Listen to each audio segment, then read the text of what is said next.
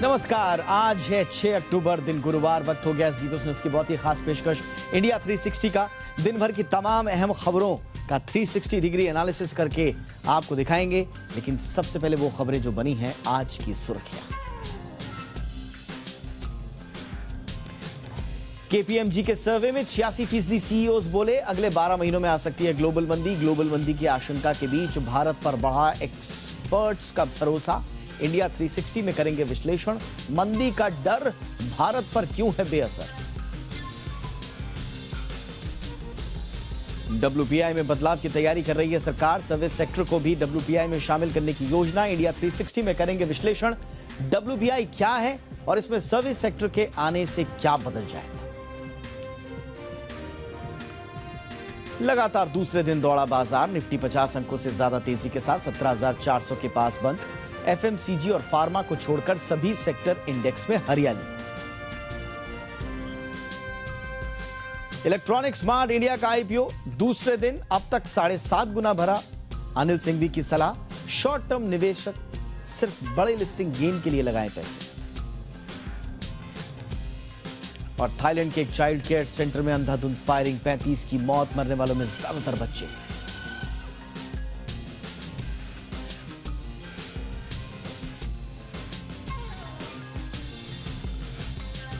तो ये रही हेडलाइंस। अब सुबह से लेकर शाम तक क्या हुआ, पूरे दिन की कहानी आपको दिखाते हैं न्यूज अपडेट में। सुबह सुबह न्यूज चैनल्स पर पश्चिम बंगाल से आई दुखद खबर चली। दरअसल पश्चिम बंगाल के जलपाईगुड़ी में दुर्गा की मूर्ति विसर्जन के दौरान बड़ा हादसा हो गया। मूर्ति विसर्जन के दौरान मल नदी में तेज बहाव के चलते 8 लोगों की डूबने की मौत हो गई। मरने वालों में 4 महिलाएं भी शामिल हैं। जलपाईगुड़ी हादसे पर प्रधानमंत्री नरेंद्र मोदी ने दुख जाहिर किया है। पीएम मोदी ने प्रियजनों को खोने वाले लोगों के प्रति, परिवारों के प्रति संवेदना व्यक्त की। इसके साथ ही मृतकों के परिजनों को 2 लाख रुपए की आर्थिक मदद का ऐलान भी किया। घायलों को 50,000 रुपए दिए जाने की घोषणा भी की गई है। रात में हुए इस हादसे की खबर चल ही रही थी कि तभी केरल में भी हादसा होने की खबर आ गई। केरल में आज सुबह 2 बसों के बीच भीषण टक्कर में 9 लोगों की मौत हो गई। हादसे में 40 लोग घायल हुए हैं। हादसा पलक्कड़ जिले के वडक्कनचेरी में उस समय हुआ जब तेज रफ्तार 2 बसें आमने सामने टकरा गई। जानकारी के मुताबिक एक बस एर्नाकुलम के एक स्कूल के छात्रों को लेकर आ रही थी और पलक्कड़ जिले के वडक्कनचेरी में राज्य परिवहन निगम की बस से टकरा गई। पीएम मोदी ने हादसे पर दुख जताया। मृतकों के परिजनों को 2 लाख रुपए और घायलों को 50,000 रुपए की आर्थिक मदद का ऐलान भी किया।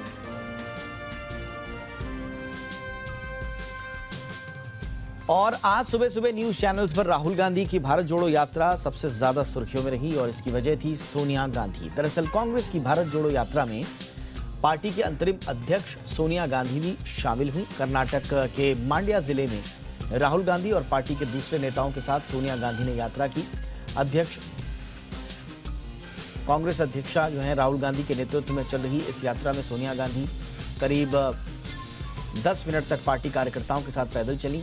पद यात्रा के दौरान राहुल गांधी कभी अपनी मां के कंधे पर हाथ रखे नजर आए तो कभी उन्होंने मां के जूतों के फीते खुलने के बाद उन्हें बांधा।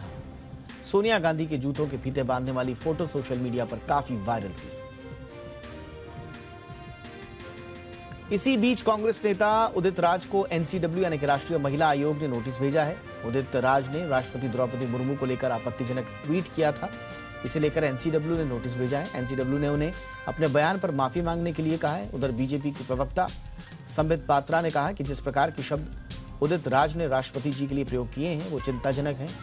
पहली बार कांग्रेस ने इस प्रकार के शब्दों का प्रयोग राष्ट्रपति के लिए नहीं किया है, ये दावा है। इससे पहले अधीर रंजन चौधरी ने भी किया था। संबित पात्रा ने ये कहा। और राजनीतिक खबरों में दिल्ली की जंग ने आज फिर न्यूज चैनल्स का ध्यान खींचा। दिल्ली के मुख्यमंत्री अरविंद केजरीवाल ने उपराज्यपाल वीके सक्सेना पर एक बार फिर तंज कसा। केजरीवाल ने ट्वीट किया कि एलजी उन्हें रोज इतना डांटते हैं जितना उन्हें उनकी पत्नी भी नहीं डांटती। केजरीवाल ने लिखा कि पिछले 6 महीनों में एलजी साहब ने उन्हें जितने लव लेटर लिखे हैं उतने पूरी जिंदगी में पत्नी ने भी नहीं लिखे। आपको बताएं कि दिल्ली में करीब करीब हर मुद्दे पर राज्य सरकार और उपराज्यपाल के बीच विवाद है।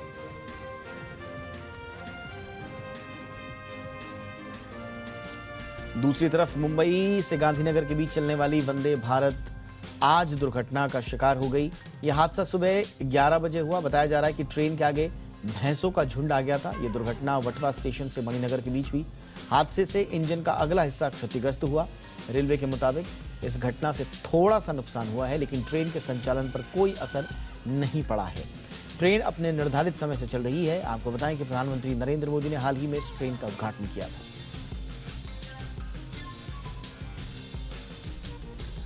और इस बीच पेट लवर्स के लिए आकाशा एयर ने अच्छी खबर दी है। आकाशा एयर ने हवाई यात्रा के दौरान यात्रियों को पालतू कुत्ता या बिल्ली ले जाने की इजाजत दे दी। आकाशा एयर 1 नवंबर से विमान में इजाजत देने वाली है। इसके लिए 15 अक्टूबर से बुकिंग शुरू हो जाएगी। आकाशा एयर ने कहा है कि एक व्यक्ति 7 किलो तक के वजन वाले केज में पालतू कुत्ता या बिल्ली लेकर ऑनबोर्ड यात्रा कर सकेगा। पालतू कुत्ते या बिल्ली को लेकर जाने के लिए यात्रियों को कितने पैसे देने होंगे, इसका खुलासा अभी एयरलाइंस ने नहीं किया है। एयर इंडिया, स्पाइसजेट और विस्तारा भी पालतू जानवर ले जाने की इजाजत देता है।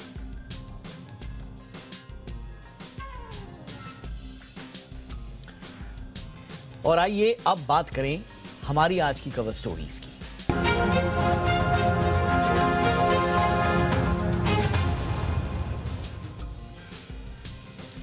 दुनिया भर में मंदी की आहट सुनाई देने लगी है। सभी देशों की जीडीपी पहले की तुलना में घटती जा रही है। पिछले हफ्ते संयुक्त राष्ट्र ने भी मंदी को लेकर चेतावनी जारी की। यूएन ने कहा कि दुनिया मंदी की चपेट में जाती दिख रही है और ये मंदी 2008 से भी बदतर हो सकती है। Professional service network company KPMG ने 12 जुलाई से 24 अगस्त के बीच 1325 सीईओज यानी कि कंपनी के मुख्य कार्यकारी अधिकारियों के बीच में सर्वे किया। इस सर्वे में करीब 86% सीईओज ने अगले 12 महीनों के भीतर मंदी की आशंका जाहिर की है। 75% सीईओज का मानना है कि इकोनॉमी की रिकवरी के लिए मंदी परेशानी का सबब बन सकती है। वर्ल्ड बैंक भी ग्लोबल मंदी की आशंका जाहिर कर चुका है। Switzerland based global investment bank और दुनिया की टॉप फाइनेंशियल सर्विसेज कंपनीज में से एक क्रेडिट स्विस की आर्थिक स्थिति पस्त नजर आ रही है। अगर क्रेडिट स्विस जैसी ग्लोबल कंपनी डिफॉल्ट करती हैं तो ग्लोबल फाइनेंस जो मार्केट है उस पर इसका बुरा असर पड़ेगा, ऐसी आशंका जाहिर की जा रही है।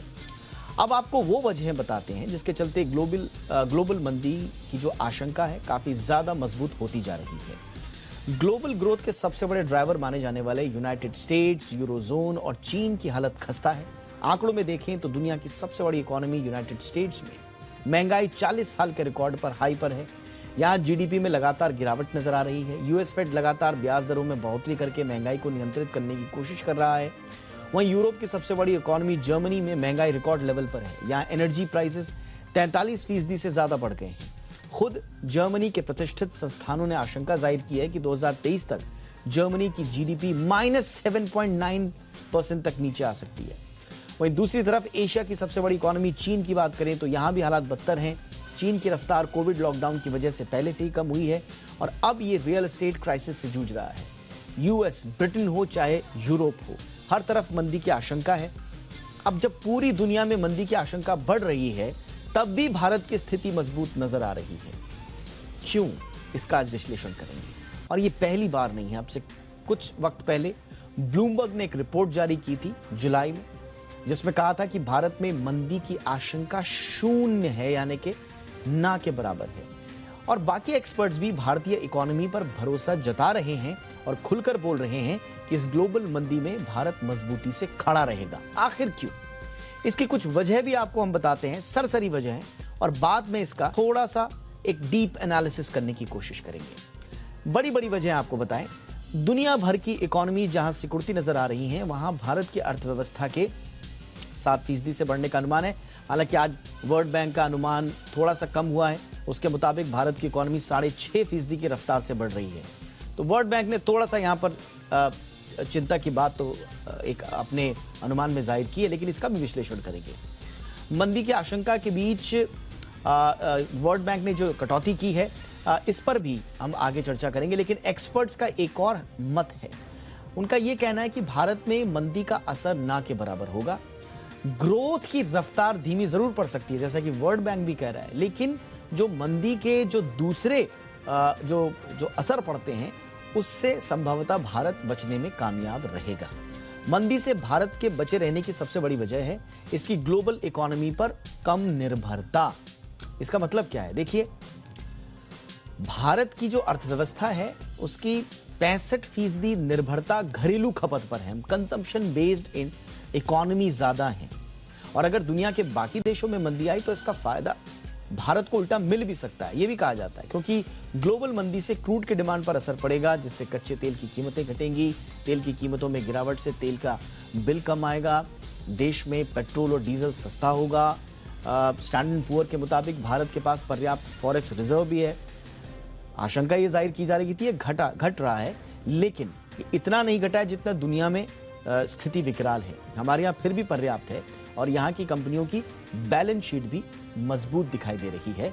तो ये कुछ ऐसे कारण हैं जिनके वजह से कहा जा रहा है कि भारत संभवतः मंदी से, ग्लोबल मंदी से अछूता रहेगा। अब थोड़ा सा और इसका डीप एनालिसिस करते हैं, और हमारे साथ इसके लिए खास मेहमान जुड़ रहे हैं। नीति आयोग के पूर्व सचिव यदुवेंद्र माथुर सर हमारे साथ जुड़ चुके हैं। माथुर सर, बहुत बहुत स्वागत है। सर, आपकी नज़र में ये जो कहा जा रहा है और अर्थशास्त्रियों की जो राय है वो संभवतः बटी नज़र आती है। कोई कहता है कि पूरी तरह से तो शायद हम नहीं बच पाएंगे, लेकिन हमारे घरेलू जो पैरामीटर्स हैं वो इतना आश्वस्त ज़रूर करते हैं कि मंदी ज़्यादा मारेगी नहीं भारत को, और कुछ कहते हैं कि हम आसानी से निकल जाएंगे, जबकि कुछ कहते हैं कि नहीं, ग्लोबल मंदी का जो भी डर है उससे भारत को भी डरना चाहिए। आप फिलहाल इस स्थिति में क्या आंकते हैं मंदी की स्थिति को?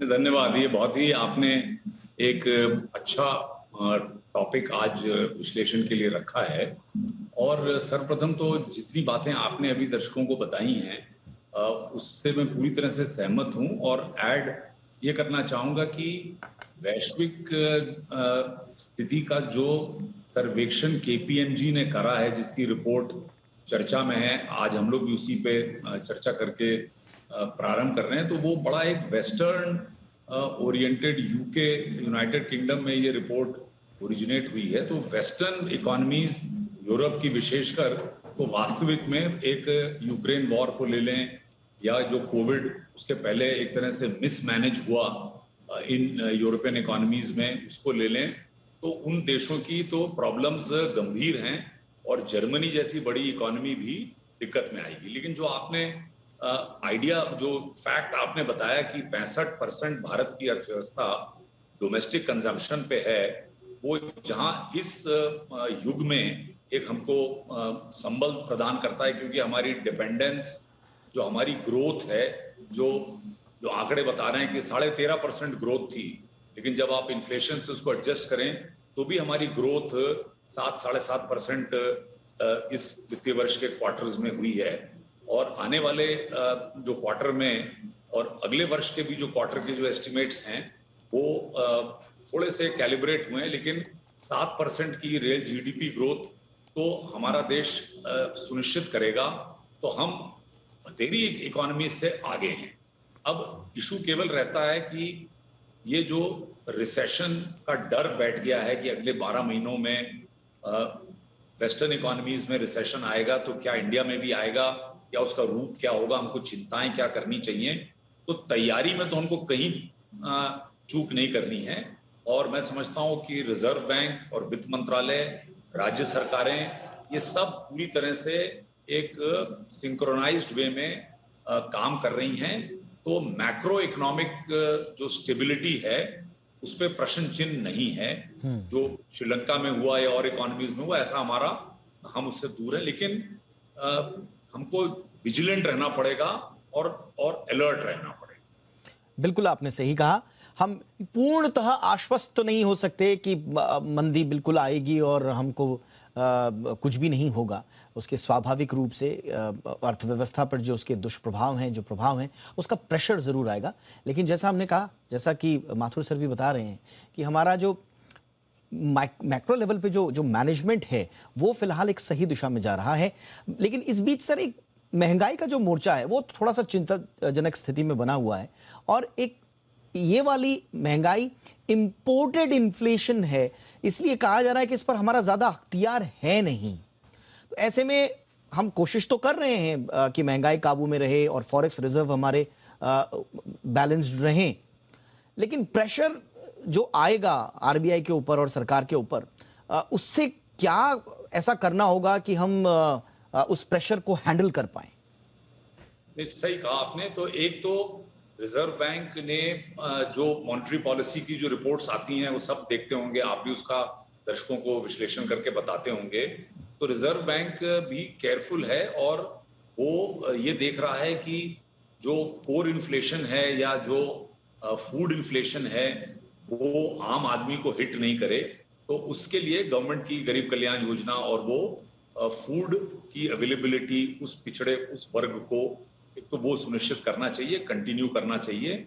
और ये राज्य सरकारों को इस समय केंद्र सरकार की जो स्कीम्स हैं उसके साथ एक तरह से सामंजस्य बैठा के एक तो काम होना चाहिए ताकि इन्फ्लेशन की मार आम आदमी पे ना पड़े। और बहुत इंडस्ट्री को भी गवर्नमेंट को बहुत क्लोजली वॉच करना पड़ेगा कि जो आपने कहा इंपोर्टेड इन्फ्लेशन, उसका एक कारण हो सकता है कि अगर सप्लाई डिसरप्शन हो जाए, कोई इकोनॉमी का सेक्टर जहां जॉब्स अभी हैं और जैसे मैन्युफैक्चरिंग सेक्टर है, ऑटोमोबाइल का सेक्टर है, तो हमारी ऑटोमोबाइल का सेक्टर जो 50% हमारे मैन्युफैक्चरिंग का शेयर उसका है, उसके कंपोनेंट्स, उसके जो पार्ट्स हैं वो हम इंपोर्ट अगर कर रहे हैं तो हम डोमेस्टिक प्रोडक्शन उसका कितनी जल्दी स्टार्ट कर सकते हैं। तो जो प्रोडक्शन लिंक्ड इंसेंटिव स्कीम आई है वो जल्द से जल्द प्राइवेट सेक्टर भी इन्वेस्ट करे और उसका लाभ ले, जॉब्स क्रिएट करे,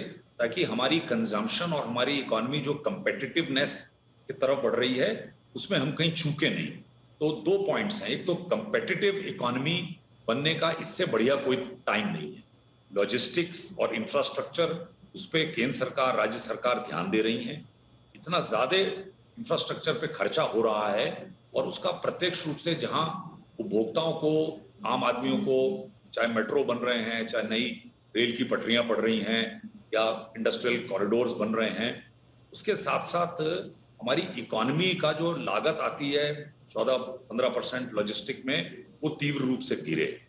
तो बड़ा एक ये ऐसा समय है जब इंडस्ट्री की भी तकलीफों को गवर्नमेंट को समझना पड़ेगा और जिस भी सेक्टर में अगर कोई दिक्कत आती है तो गवर्नमेंट वहां क्विक एक्शन ले, और ताकि वो इंडस्ट्रियल सिकनेस किसी भी सेक्टर में ना पनपे। बिल्कुल।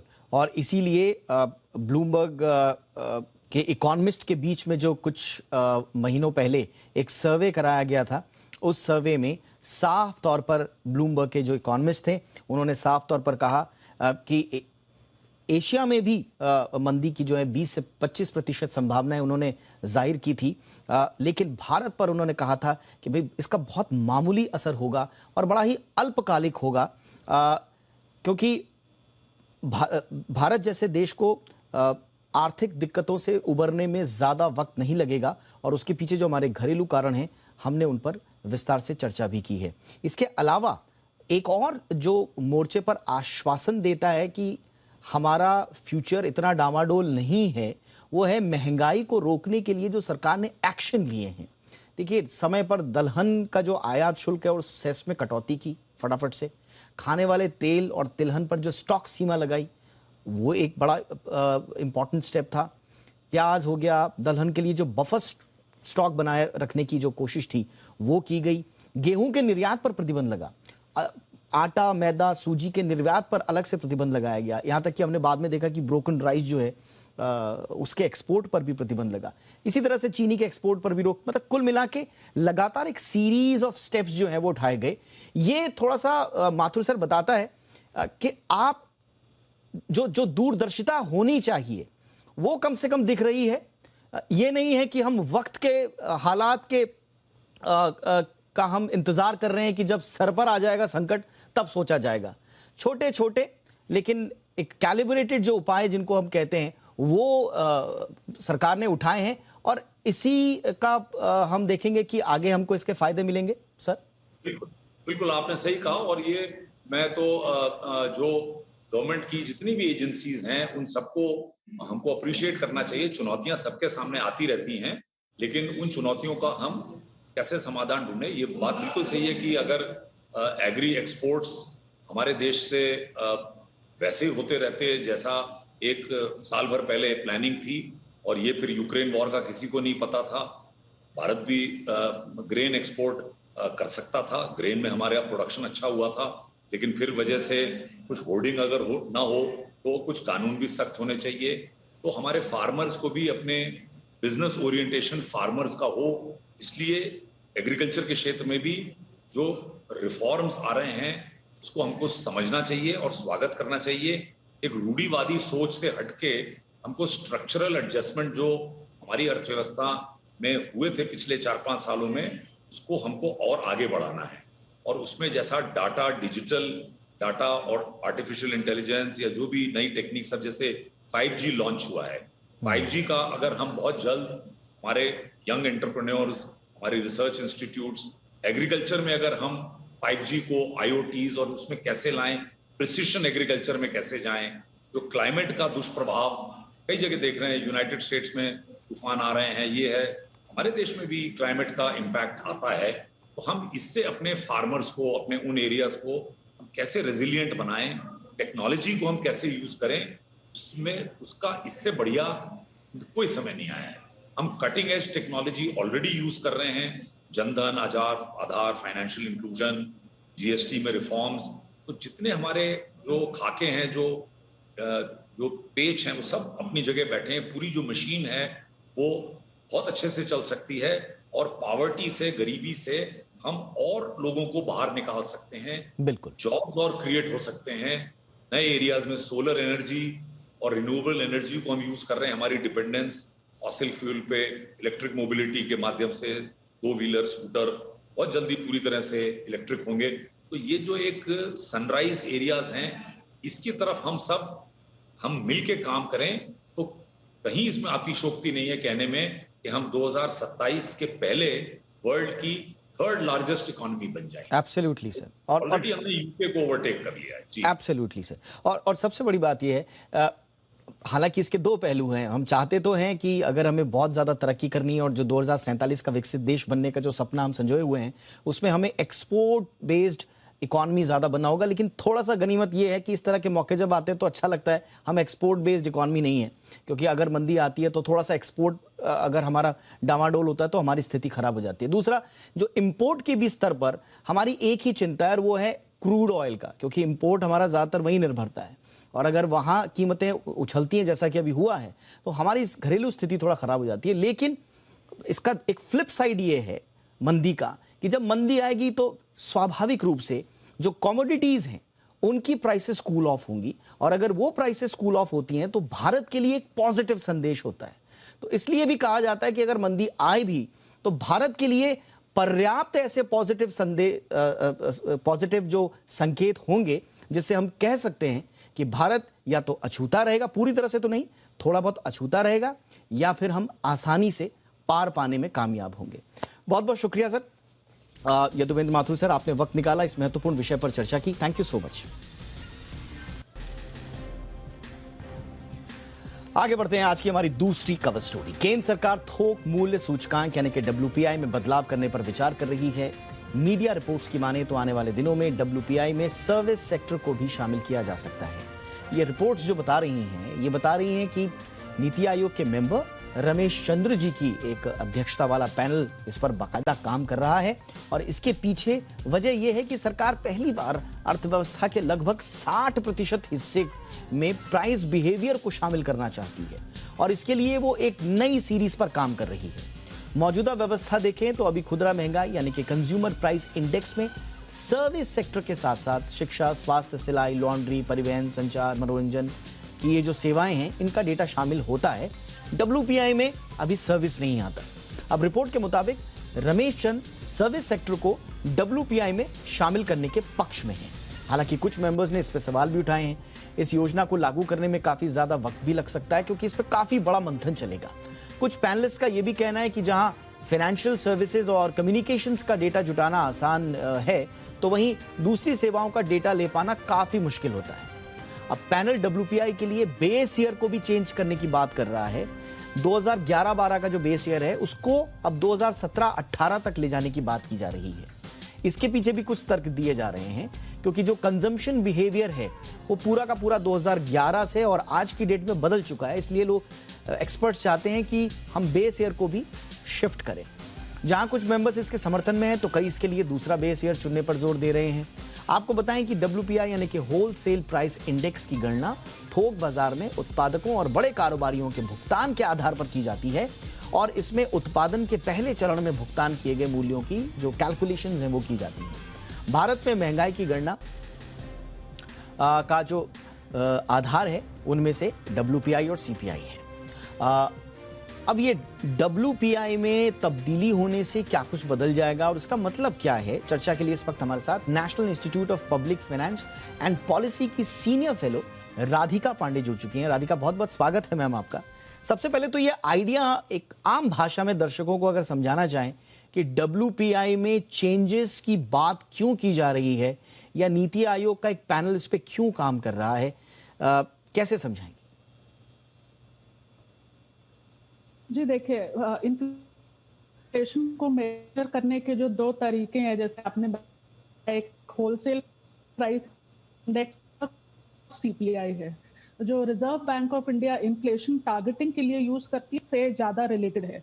तो WPI का एक बहुत बड़ा लिमिटेशन जो है वो ये है कि ये सिर्फ जो मैन्युफैक्चर्ड गुड्स है उसको कैप्चर करता है और सर्विसेज को कैप्चर नहीं करता है। तो इसलिए WPI का जब इन्फ्लेशन हम देखते हैं उसमें हमेशा ये क्रिटिक रहता है कि ये overall representative of the economy नहीं है, कि सर्विसेज जो कि 54 से 60% ऑफ GDP है उसको ये कैप्चर नहीं कर रहा है, जबकि CPI उस चीज को कैप्चर कर रहा है। और WPI बेसिकली जो ट्रेडेबल है, हमारा ट्रेड है, उसको कैप्चर करता है और होलसेल मार्केट में जो प्रोडक्शन हो रहा है उसको कैप्चर करता है।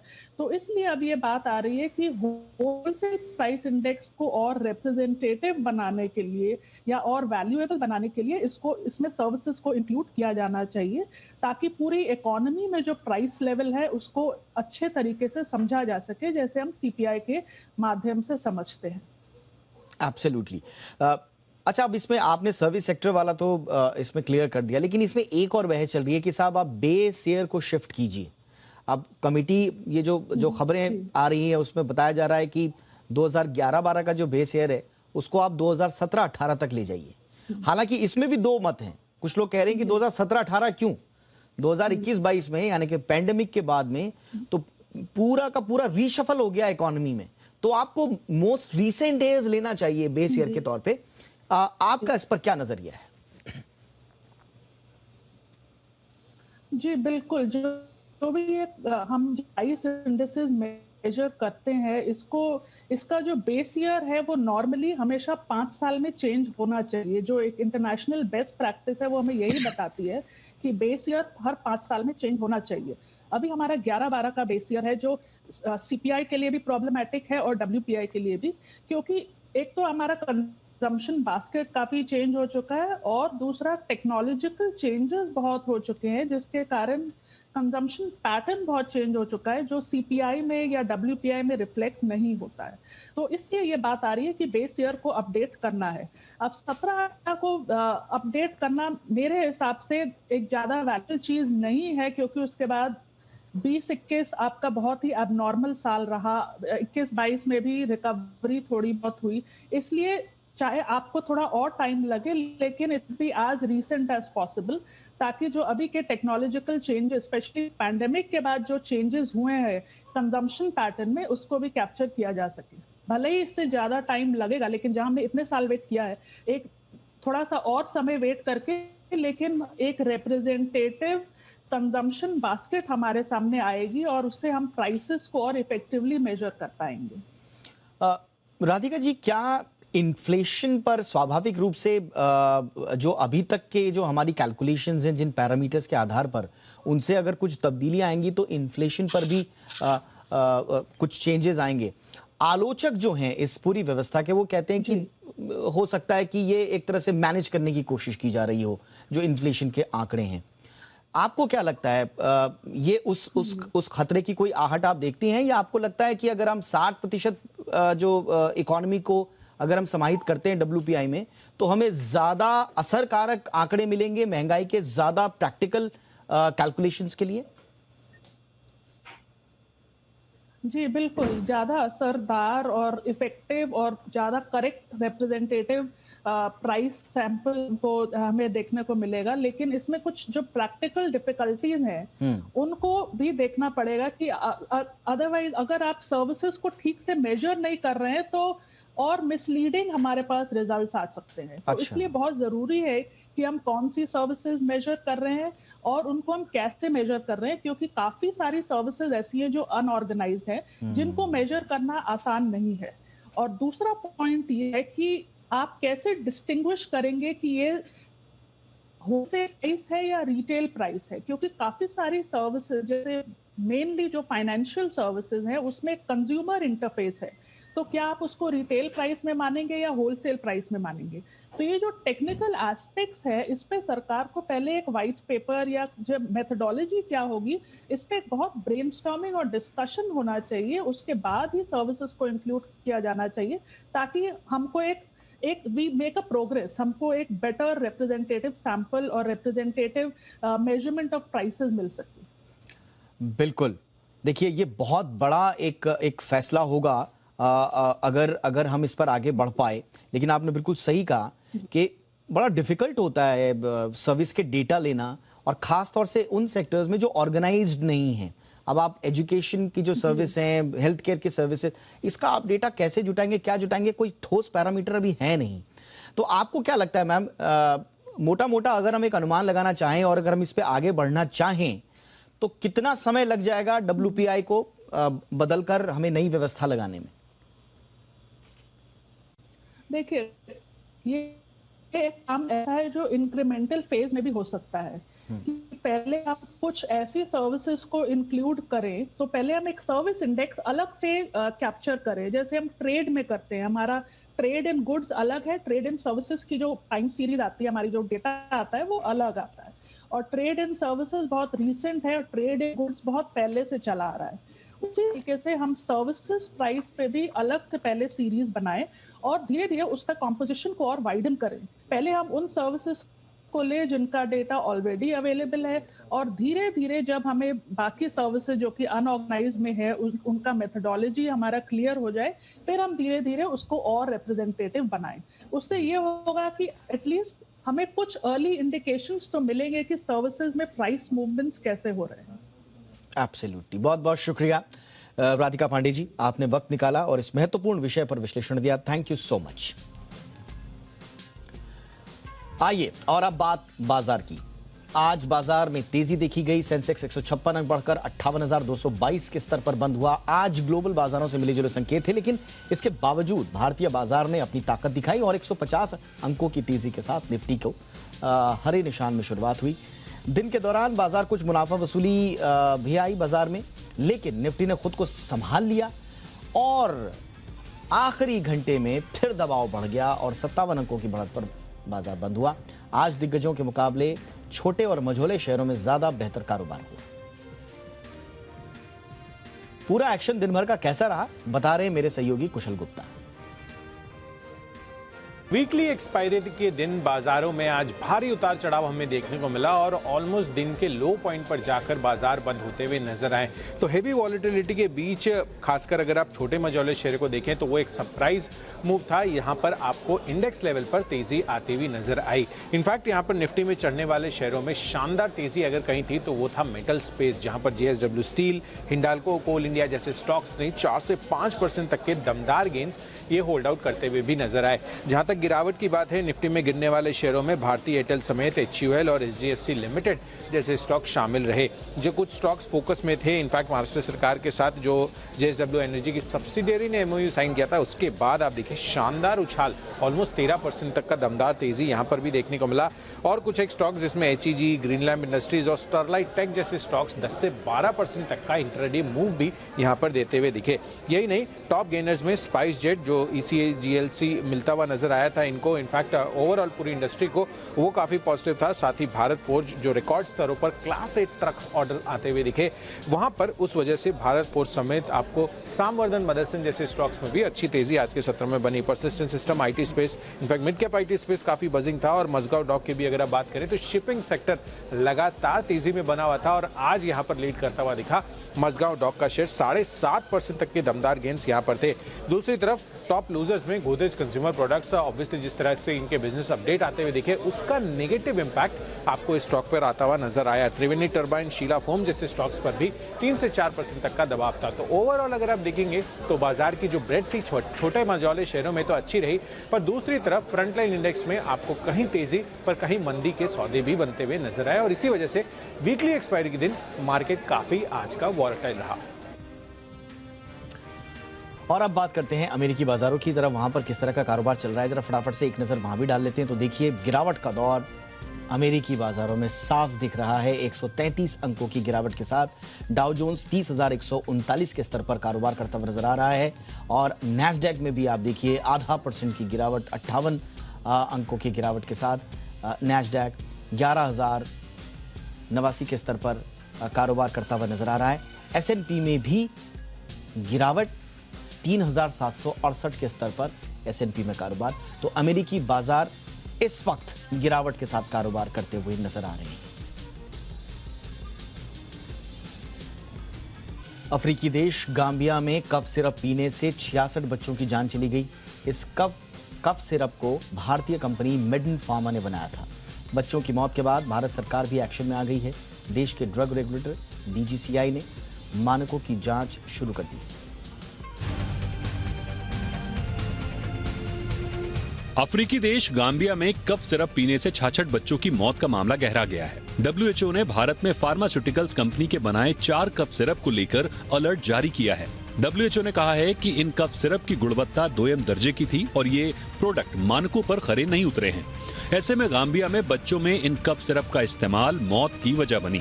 WHO ने जिन 4 कफ सिरप को प्रतिबंध लगाया है उनमें प्रोमेथॉजिन ओरल सॉल्यूशन, कोफिक्स मॉलिन baby cough syrup, make of baby cough syrup और मैग्रिप एंड कोल्ड सिरप शामिल हैं। कफ सिरप का निर्माण हरियाणा के सोनीपत में मेडन फार्मास्यूटिकल्स लिमिटेड ने किया है। ये भी जानकारी है कि इस कंपनी ने इन दवाइयों को केवल गाम्बिया को ही निर्यात किया था। WHO को आशंका है कि कहीं गाम्बिया ने इन कफ सिरप को दूसरे पड़ोसी देशों में तो नहीं भेजा है। ऐसे में उसने एडवाइजरी जारी कर इन दवाओं के इस्तेमाल पर रोक लगाने की बात कही है। हालांकि गाम्बिया में मौत की वजह बने कफ सिरप भारत में नहीं बिकते हैं। WHO ने कहा है कि गाम्बिया में 66 बच्चों की मौत गुर्दों की हालत बेहद खराब हो जाने की वजह से हुई है। आशंका है कि इन सिरप के इस्तेमाल के चलते ही बच्चों के गुर्दे खराब हुए। फिलहाल प्रतिबंधित कफ सिरप अभी सिर्फ गाम्बिया में ही पाए गए हैं। WHO का कहना है कि सिरप के पीने से पेट में दर्द, उल्टी आना, डायरिया, यूरिनल संबंधी समस्याएं, सिर दर्द और किडनी पर असर हो सकता है। ऐसे में जब तक मामले की जांच पूरी नहीं हो जाती, WHO ने इन दवाओं के इस्तेमाल पर रोक लगाई है। साथ ही WHO ने भारत के DCGI को भी कफ सिरप के बारे में सतर्क कर दिया है। भारत ने मामले की जांच भी शुरू कर दी है। ये भी माना जा रहा है कि इन चारों कफ सिरप में डाइथिलीन ग्लाइकोल और इथिलीन ग्लाइकोल की मात्रा लिमिट से ज्यादा होने के चलते ये जानलेवा साबित हुई है। दरअसल दवा को गाढ़ा और मीठा बनाने के लिए ग्लिसरॉल का इस्तेमाल होता है, लेकिन ये महंगा बिकता है। ऐसे में कंपनियां सस्ता विकल्प डाइथिलीन ग्लाइकोल और इथिलीन ग्लाइकोल को चुनती हैं। इनकी मात्रा जरा सी भी ज्यादा हो तो ये जानलेवा साबित हो जाता है। इससे पहले भारत में भी डाइथिलीन ग्लाइकोल यानी DEG के चलते मौत के कई मामले सामने आ चुके हैं। चेन्नई में 1973 में 14 लोगों की मौत हुई थी। 1986 में मुंबई में 14 लोगों की मौत, दिल्ली में 1998 में 33 लोगों की मौत और 2019 में उधमपुर में 12 लोगों की मौत की वजह डाइथिलीन ग्लाइकोल बना है। फिलहाल तो गाम्बिया में हुई मौत के बाद सभी को सतर्क रहना चाहिए और बिना डॉक्टर की सलाह कफ सिरप नहीं लेना चाहिए, क्योंकि जान है तो जहान है। ब्यूरो रिपोर्ट, जी मीडिया। HDFC बैंक ने छोटे और मझोले कारोबारियों को ध्यान में रखते हुए लॉन्च किया है एक नया डिजिटल प्लेटफॉर्म और इसका नाम है स्मार्ट व्यापार हब। इस नए ऐप के जरिए व्यापारी ऑनलाइन पेमेंट के अलावा इंस्टेंट लोन भी ले सकेंगे।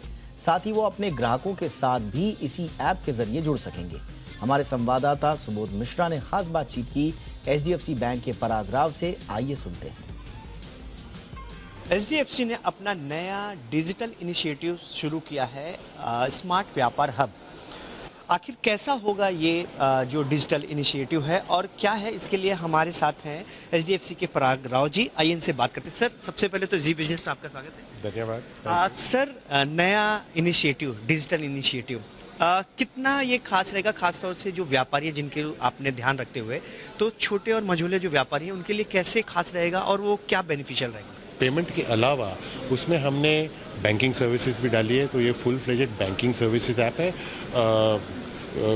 लिमिटेड फीचर्स है अभी जो हमने लॉन्च किया है, और ज़्यादातर will continue keep on adding limited service products. He can open a loan, he can open a fixed deposit, he can open a overdraft. तो all of this thing facilities are available इसके ऊपर है.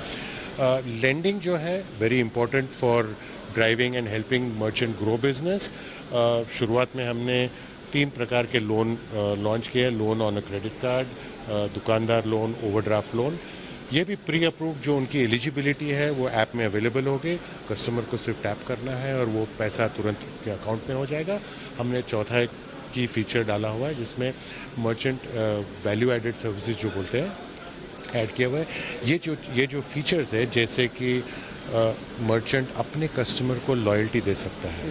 उनके अगर 2000 customer तो वो launch कर सकते हैं, या वो अपने सारे डिफरेंट फॉर्म्स जो पेमेंट में एक्सेप्ट करता है वो अपने खाता बुक में डाल के दे. तो जैसे खाता होता है फिजिकल, वैसे डिजिटल खाता है. वो अपने पूरे बिजनेस का ट्रैक कर सकते हैं एक ही ऐप में और एक ही जगह देख सकते हैं. ये थे हमारे साथ पराग राव जी, जिन्होंने आप कई सारे सवालों के जवाब दिए और उन्होंने बताया सबसे पहले कि किस तरह से डिजिटल इनिशिएटिव है वो किस तरह से आसान होगा व्यापारियों के लिए, और व्यापारी आसानी से अब अपना काम कर पाएंगे.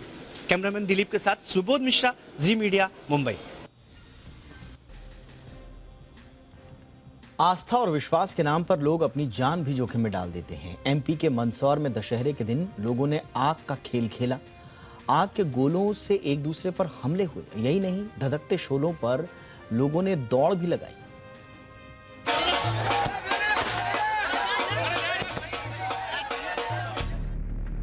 एक दूसरे पर आग के गोलों से हमला, निशाना बना बनाकर आग से वार.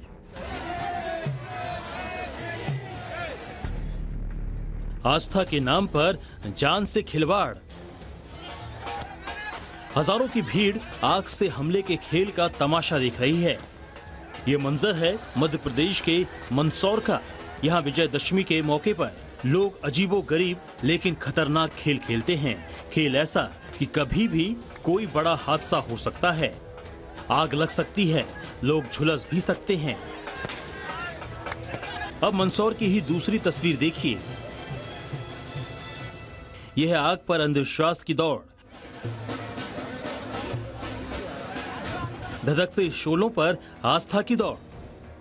अब इसे आस्था कहें या अंधविश्वास, नंगे पैर से लोग अंगारों पर दौड़ रहे हैं. कुछ लोग आज भी खुद को कष्ट देकर भगवान को खुश करने में जुटे हुए हैं. इस अंधविश्वास की दौड़ को ये लोग भक्ति की अग्नि परीक्षा मानकर खुद की जान से खिलवाड़ कर रहे हैं. मंदसौर के नालछा माता मंदिर में हर साल विजयदशमी पर चूल नाम के धार्मिक कार्यक्रम का आयोजन होता है. सबसे पहले लकड़ियों को जलाया जाता है.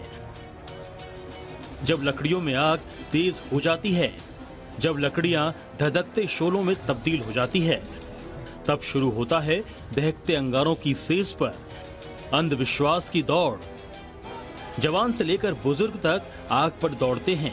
इसे करते समय कई लोग लड़खड़ा जाते हैं तो कुछ गिरते गिरते बचते हैं, लेकिन लोगों के मन में अटूट श्रद्धा के चलते वह इसे करने से नहीं रुकते. जिस वक्त ये लोग आग पर दौड़ते हैं उस वक्त दूसरे लोग आग को दहकाने के लिए उसमें घी झोंकते हैं. आग से हमले और आग पर दौड़ने वाले इस खेल के दौरान पुलिस और प्रशासन सभी लोग मौजूद रहते हैं, लेकिन कोई भी आस्था के नाम पर इस खतरनाक खेल को रोक नहीं सकता. यहाँ के लोगों का दावा है कि ये आस्था का विषय है और आज तक किसी को नुकसान नहीं पहुंचा है.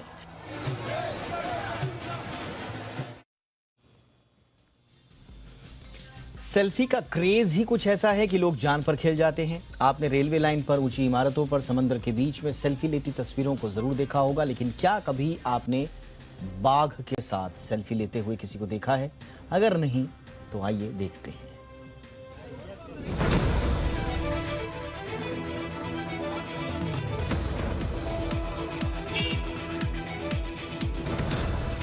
यह है मध्य प्रदेश का पन्ना टाइगर रिजर्व, जहां आप देख सकते हैं सेल्फी के चक्कर में लोग चलती फिरती मौत के सामने आने के लिए भी तैयार हैं. जहां बाघ को केवल अपनी दिशा बदलनी है, फिर इन दुस्साहसी युवाओं में से कौन घर वापस लौटेगा, ये सिर्फ बाघ ही तय कर सकता है. पन्ना टाइगर रिजर्व में ये कुछ युवक भारी खतरा मोल लेकर बाघ के साथ सेल्फी लेते नजर आ रहे हैं। कुछ युवा फोटो वीडियो भी बना रहे हैं। दरअसल पन्ना टाइगर रिजर्व में आए दिन टाइगर सड़कों पर दिख जाते हैं। यही वजह है कि राहगीर बाघों के साथ सेल्फी लेने का जानलेवा लालच छोड़ नहीं पाते। ऐसा ही लालच का नजारा पन्ना छतरपुर रोड पर भी देखने को मिला, जहां एक बाघ सड़क पार कर रहा है और राहगीर बाघ से थोड़ी ही दूरी पर बिना सुरक्षा के खड़े होकर इत्मीनान के साथ सेल्फी लेते नजर आ रहे हैं। साथ ही टाइगर का फोटो भी खींच रहे हैं। गौरतलब है कि पन्ना टाइगर रिजर्व में बाघों का सड़क पर आ जाना आम बात है। इसी वजह से लोगों के मन से इन बाघों का डर भी निकल गया है, जो किसी दिन बड़े हादसे की वजह बन सकता है। ब्यूरो रिपोर्ट, जी मीडिया। अमेरिका के कैलिफोर्निया में भारतीय मूल के 4 लोगों की अपहरण के बाद हत्या कर दी गई। कैलिफोर्निया के मर्सेट काउंटी में कुछ दिन पहले ही इन लोगों का अपहरण किया गया था, लेकिन अब इनका शव एक बगीचे में मिला है।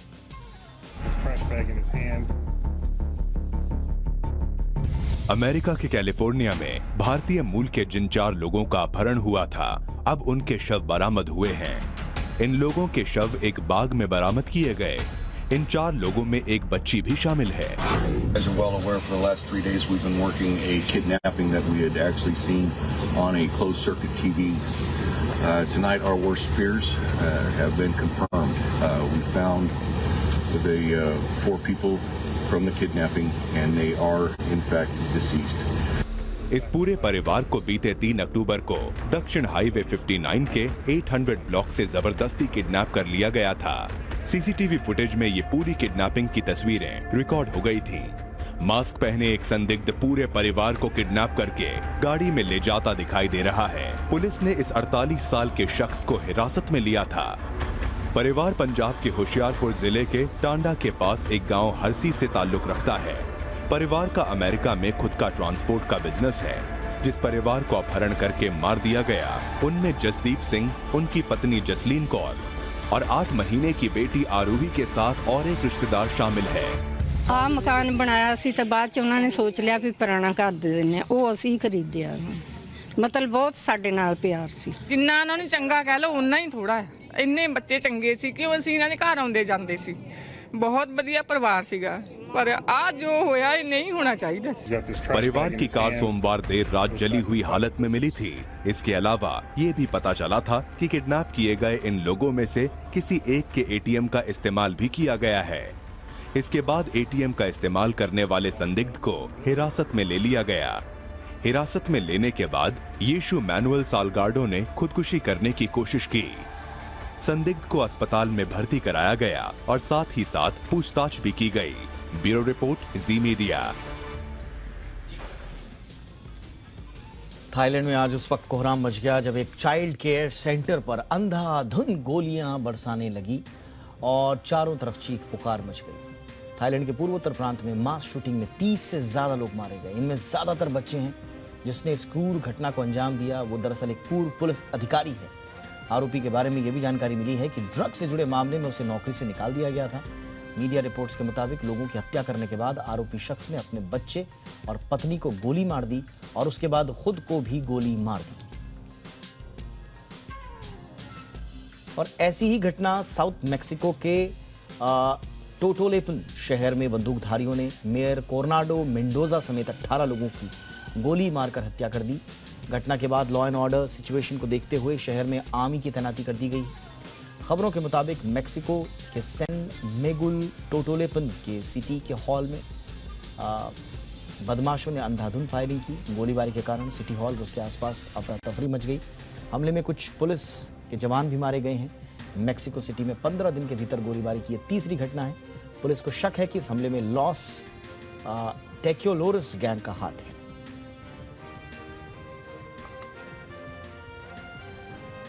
इधर नेपाल के बारा जिले में एक सड़क हादसे में 16 लोगों के मारे जाने की खबर है। 24 अन्य लोग घायल भी हुए हैं। खबरों के मुताबिक बारा जिले के मधेश प्रांत में यह सड़क हादसा हुआ। घायलों का नजदीकी अस्पतालों में इलाज चल रहा है। पुलिस हादसे में मारे गए लोगों की पहचान में जुटी हुई है। स्थानीय प्रशासन के मुताबिक बस चितवन के नारायणगढ़ से बारा के पथलैया की ओर जा रही थी, तभी ईस्ट वेस्ट हाईवे पर यह हादसे का शिकार हो गई।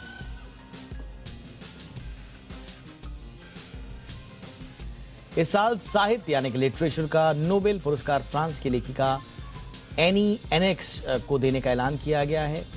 नोबेल की वेबसाइट के मुताबिक एनी एर्नेक्स बहुत आसान भाषा में गंभीर मुद्दों पर बात करती हैं। उनके लेखन में साहस के साथ संवेदना भी नजर आती है। उन्होंने हर वर्ग और हर तबके को अपने लेखन में समेटा है। स्वीडन की राजधानी स्टॉकहोम में नोबेल प्राइज वीक 2022 के चौथे दिन इस प्राइज का ऐलान किया गया। 82 साल की एनी ने करीब 40 किताबें लिखी हैं। इनमें से 90% जो है वो फ्रेंच में है, कुछ का अंग्रेजी में अनुवाद भी किया गया है। इसमें passion, simple, la palace, the years, a frozen woman, happenings और डू व्हाट और द एल्स शामिल हैं।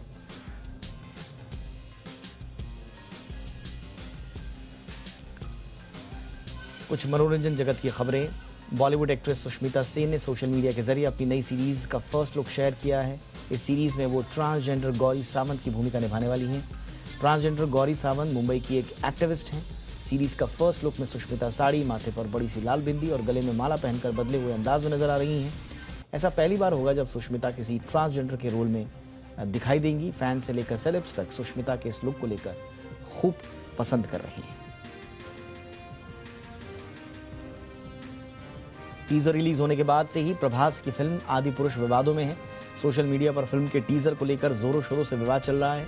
अब हाल ही में अयोध्या के राम मंदिर के मुख्य पुजारी ने भी आदि पुरुष पर नाराजगी जाहिर करते हुए फिल्म को तुरंत बैन करने की मांग की है। राम मंदिर के मुख्य पुजारी सत्येंद्र दास ने मेकर्स पर फिल्म में भगवान राम, रावण और हनुमान के गलत तरीके से दिखाने पर आरोप लगाया है।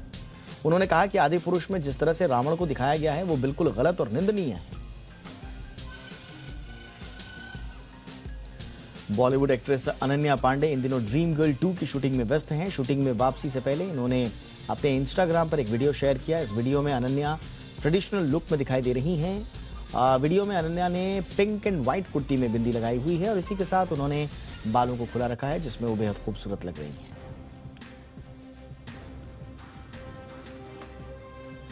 आमिर खान की लाल सिंह चड्ढा को नेटफ्लिक्स पर आज रिलीज कर दिया गया। फिल्म के रिलीज के 55 दिन बाद इसे OTT पर स्ट्रीम किया गया है। बताया जा रहा है कि ऐसा फिल्म से हुए बड़े नुकसान को पूरा करने के लिए किया गया है। बेशक वजह कुछ भी रही हो, लेकिन जो दर्शक OTT पर लाल सिंह चड्ढा देखने का इंतजार कर रहे थे उनके लिए फिल्म अब कुछ पहले ही आ गई है। बता दें कि फिल्म के बायकॉट के चलते से भारी नुकसान उठाना पड़ा। ये फिल्म हॉलीवुड की पॉपुलर फिल्म फॉरेस्ट गंप का ऑफिशियल रीमेक थी, जिसे दर्शकों ने पूरी तरह से नकार दिया।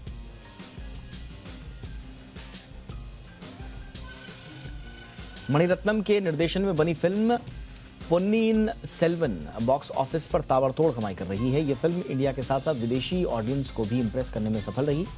कमाई के मामले में पोन्नियिन सेल्वन ऋतिक रोशन और सैफ अली खान स्टारर विक्रम वेधा को काफी पीछे छोड़ चुकी है।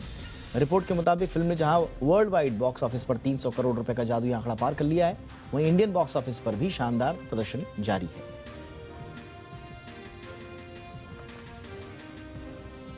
इंडिया 360 में आज बस इतना ही। #ZIndia360 याद रखिए और हम तक पहुंचने कोई राय, कोई सुझाव पहुंचाना है तो जरूर पहुंचाइए। नमस्कार।